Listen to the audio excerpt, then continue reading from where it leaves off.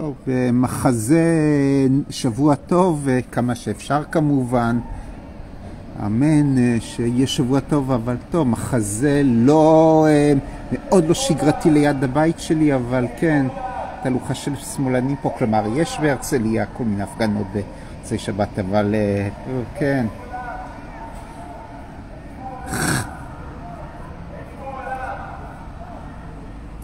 הייתה קודם סיסמה להציל את המדינה, לא את הממשלה, כמובן סיסמה צבא שהם ממרידים, שיושב ראש מפלגה שבעבר הייתה מנהיגת השמאל ממריד בגלוי. די לאכיפה בררנית.